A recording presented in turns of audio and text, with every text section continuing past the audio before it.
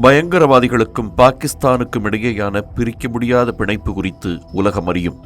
ஆனால் இதனை பாகிஸ்தான் தொடர்ச்சியாக மறுத்து வருகிறது. லஷ்கர்-இ-தொய்பா, ISIS, ஜெய்ஷ்-இ-முகமது உள்ளிட்ட பயங்கரவாத அமைப்புகளுக்கும் எங்களுக்கும் எந்த தொடர்பும் இல்லை, அவர்கள் யாரென்றே எங்களுக்கு தெரியாது, இந்த பெயர்களையெல்லாம் நாங்கள் கேள்விப்பட்டது கூட கிடையாது என்ற அளவுக்கு பாகிஸ்தான் அரசு கருத்து தெரிவித்து வருகிறது. ஆனால் பயங்கரவாதிகள் அப்படி இல்லை.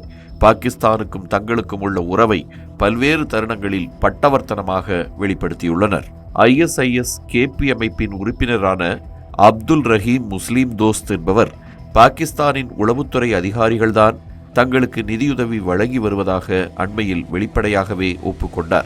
கடந்த ஆண்டு செப்டம்பரில் ஒரு மாநாட்டில் பேசிய ஜெய்ஷ்-இ-முகமது அமைப்பைச் சேர்ந்த மசூத் இலியாஸ் காஷ்மீரி என்பவர் தங்கள் தலைவர் மசூத் அசார் பாகிஸ்தானை பாதுகாக்க இந்தியாவிற்கு எதிராக போரிட்டதாக தெரிவித்திருந்தார்.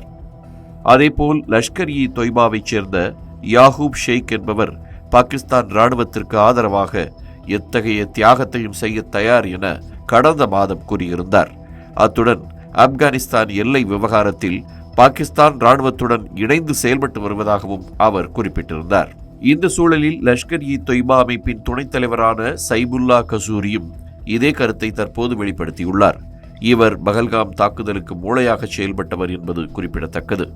பாகிஸ்தானில் உள்ள பள்ளி ஒன்றில் நடைபெற்ற கூட்டத்தில் பேசிய அவர், பாகிஸ்தான் இராணுவம் நடத்தும் இறுதிச் சடங்கு நிகழ்வுகளில் பங்கேற்க தனக்கு தொடர்ச்சியாக அழைப்புகள் விடுக்கப்படுவதாக தெரிவித்தார்.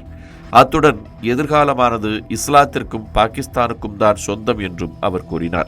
இவரின் இந்த கருத்து பாகிஸ்தான் அரசு பயங்கரவாதிகளுடன் எத்தகைய உறவை கொண்டிருக்கிறது என்பதற்கு மேலும் ஒரு சான்றாக அமைந்துள்ளது. அதே நிகழ்ச்சியில் இந்தியா குறித்தும் பேசிய சைபுல்லா கசூரி, தன்னை கண்டு இந்தியா பயப்படுவதாகவும் அது உங்களுக்கு தெரியுமா எனவும் கூறினார். லஷ்கர்-இ-தொய்பா அமைப்பின் துணைத் தலைவரின் இந்த பேச்சு தொடர்பான வீடியோ தற்போது அதிகம் பகிரப்பட்டு வருகிறது. பள்ளி நிகழ்ச்சியில் பயங்கரவாதி ஒருவர் பங்கேற்க அனுமதிக்கப்பட்டதற்கும் இதற்கு துணை போகும் பாகிஸ்தான் அரசுக்கும் பலரும் கண்டனம் தெரிவித்து வருகிறார்கள். சைபுல்லா கசூரி பொதுவெளியில் எவ்வாறு பேசுவது இது ஒன்றும் முதல் முறை அல்ல.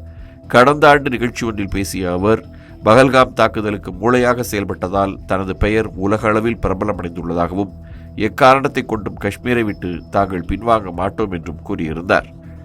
ISIS KP, ஜெய்ஷ்-இ-முகமது உள்ளிட்ட அமைப்பினரின் முந்தைய பேச்சுக்களுக்கு பாகிஸ்தான் இதுவரை மறுப்பு தெரிவிக்கவில்லை.